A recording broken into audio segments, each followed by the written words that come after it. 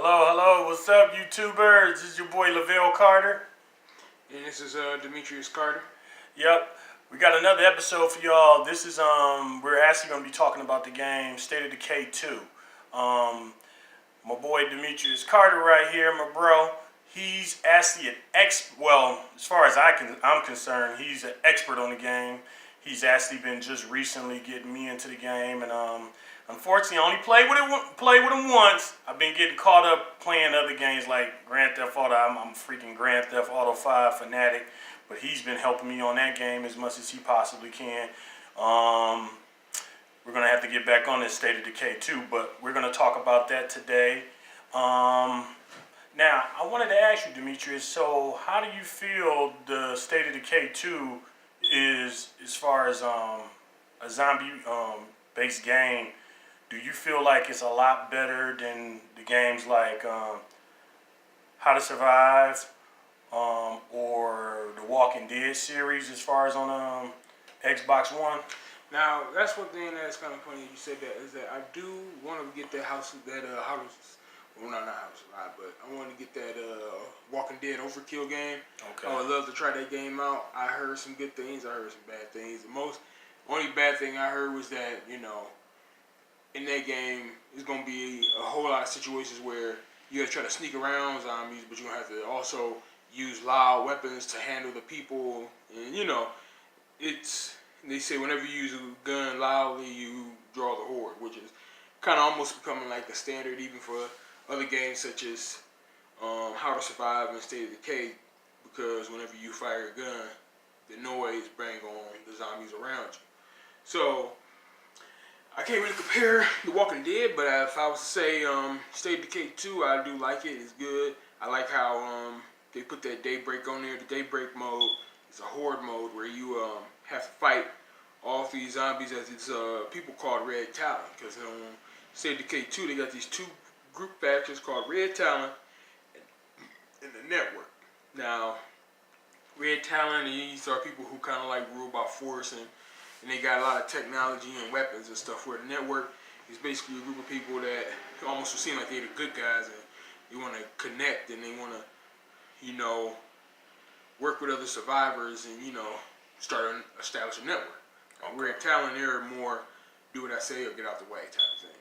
Okay. And when you be playing on State of Decay 2, when you be like going through the world, I mean, scavenging is still the same as State of Decay 1.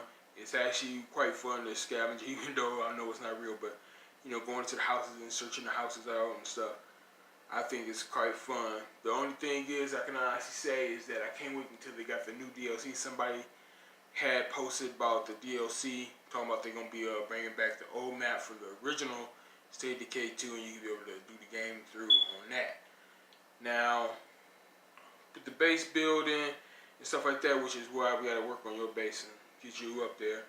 But I had tried using all the different type of facilities, such as I even built a train, a bathroom for my survivors on there. And I noticed them, I guess, getting sick from the blood plague, so they sitting in there throwing up and junk like that.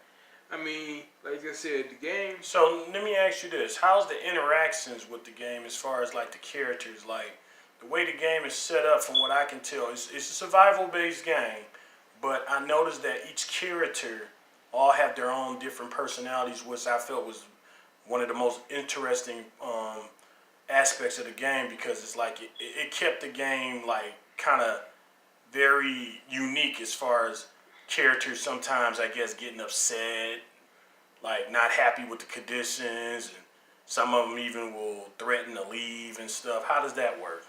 Well, that's cool. The one thing the reason why it works that way is because certain characters on there is competitive characters, and when you don't know about them until you get them. You get them, you can see what their stats is, you can see what their abilities are, crafting and stuff like that. They can craft, they can garden, and things of that nature. But now, So each character is different as far as what they're capable of doing, as far as their character development. Like, certain characters have like assigned abilities Yeah, they right start off off. the bat? Yeah, they start off with certain abilities, and if you want to, you could teach them certain abilities. You could teach them how to be a doctor. You could teach them how to be a surgeon, pharmacologist, and stuff like that. Good with chemistry, munitions, and nutrition. You know, good cook and stuff like that. So when you do this, now the character could be different. But the thing is that some characters can be gardeners. Some of them can be chemists and stuff like that, and then like certain people are like a compulsive gardener, so that they need you to build a garden. If you don't build a garden, they don't feel happy. If they don't feel happy, they might leave. And then also you have some people who might say, "Oh, I need you to build a watchtower. I don't feel safe. I need a person standing over me with a gun all the time."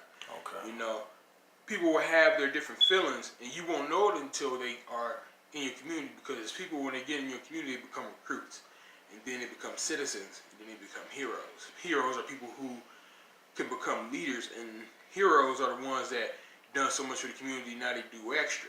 Now it's funny you said that about how certain characters eventually, after doing so much, they can be put in line for as like being heroes, and or they go from the status of being a recruit.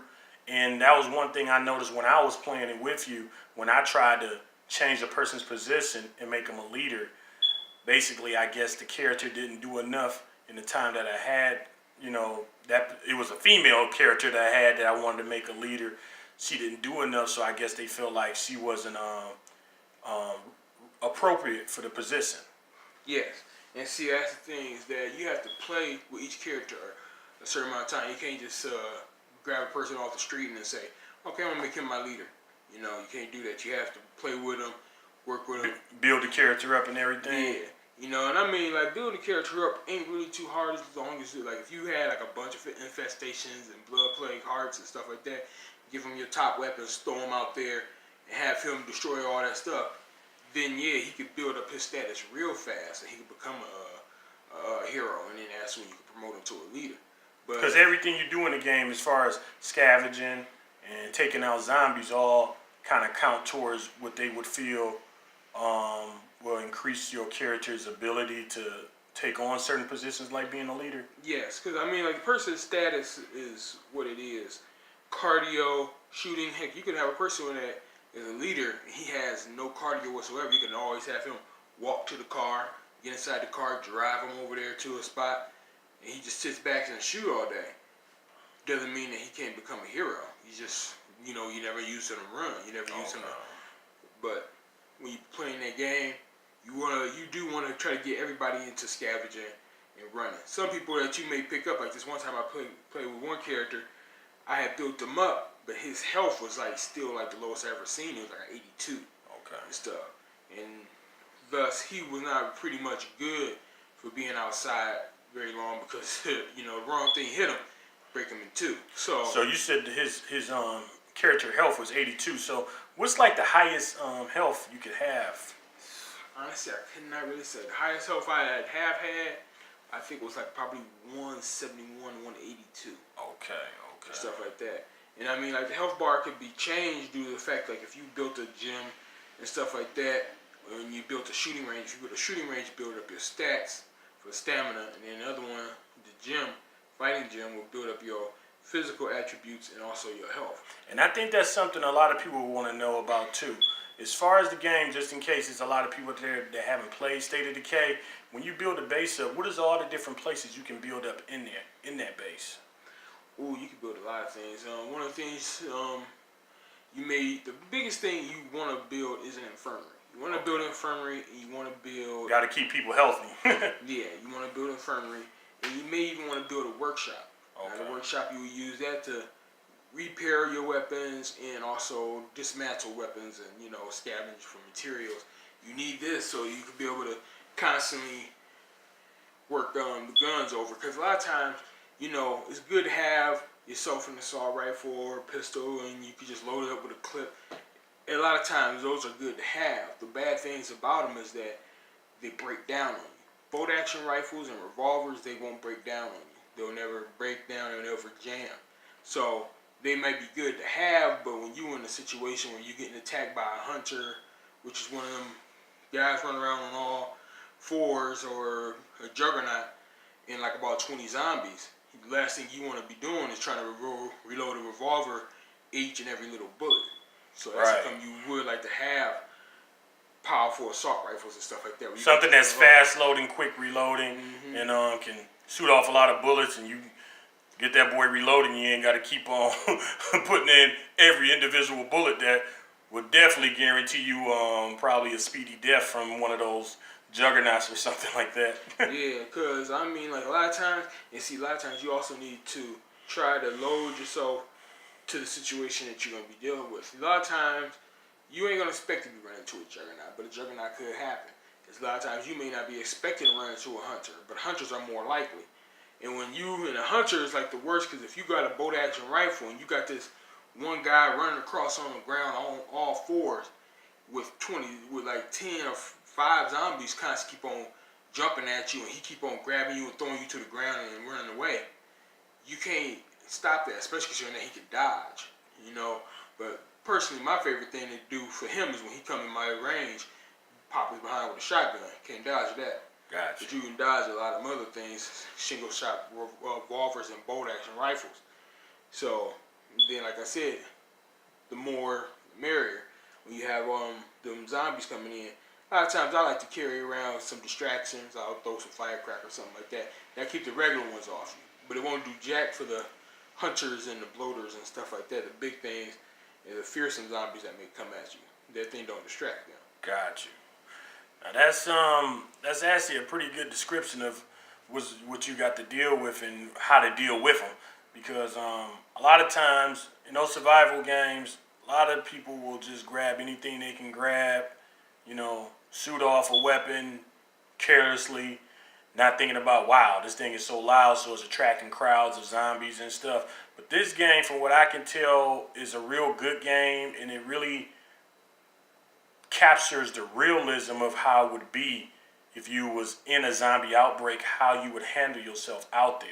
With a lot of these zombie games, it's just been about running, shooting, you know, you don't think about the consequences of each action that you take. And this game, to me, is the very definition of real zombie survival situations.